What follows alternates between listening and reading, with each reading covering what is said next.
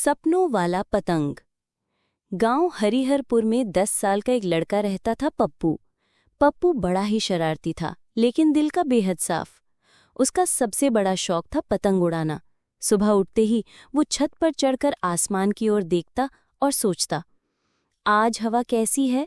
अगर अच्छी हुई तो मेरी पतंग सबसे ऊंची जाएगी। गांव के बच्चे अक्सर उसकी पतंगबाजी देखकर हैरान रह जाते थे। कोई भी धागा उलझ जाए तो पप्पू तुरंत सुलझा लेता। उसकी पतंगें हमेशा रंग बिरंगी और अलग डिजाइन की होती।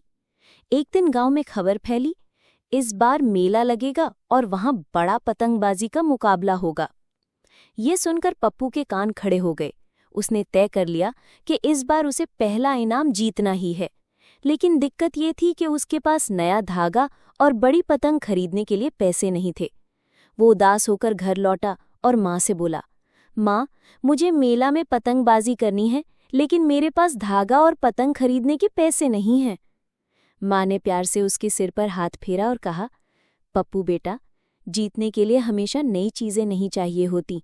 दिमाग और मेहनत से भी बड़ी जीत हासिल होती है। पप्पू सोच में पड़ गया। उसी रात उसने तय कर लिया कि वो अपने पुराने कागज और बांस की काठियों से ही नई पतंग बनाएगा। 3 दिन तक वो अपने कमरे में लगा रहा। कागज चिपकाना, बांस काटना, धागा जोड़ना। उसने बड़ी मेहनत से एक अनोखी पतंग बनाई। पतंग पर उसने रंग बिरंगे चित्र बनाए थे, सूरज, चांद और तारे। उसने उसका नाम रखा सपनों वाला पतंग। मेला का दिन आया।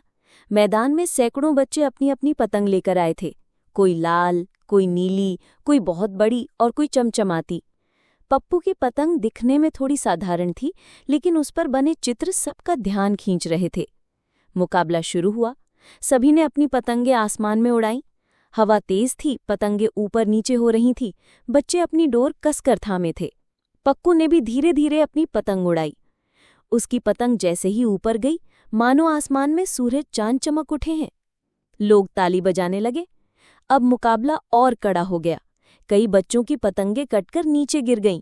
मैदान में शोर गूंज रहा था, लेकिन पप्पू की पतंग मजबूती से आसमान में टिक गई। तभी गांव के सबसे अमीर साहबजादे मोनू ने अपनी विशाल और महंगी पतंग उड़ाई। उसकी डोर चमकदार और बेहद मजबूत थी। सबको यकीन था कि अब वही जीतेगा। मोनू ने पप्पू की पतंग को काटने की कोशिश शुरू कर दी, लेकिन पप्पू भी पीछे हटने वाला नहीं था। उसने अपनी माँ की बात याद की, दिमाग और मेहनत सबसे बड़ी ताकत है।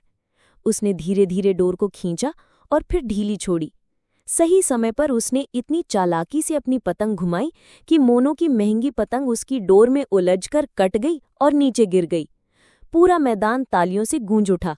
वाह पप्पू, शाबाश पप्पू। मोनू गुस्से से रोने लगा, लेकिन जजों ने साफ ऐलान कर दिया, इस साल का पतंगबाजी का विजेता है पप्पू और उसकी सपनों वाली पतंग। पप्पू खुशी से उछल पड़ा। उसे पहला इनाम मिला, एक चमकदार ट्रॉफी और ढेर सारी किताबें।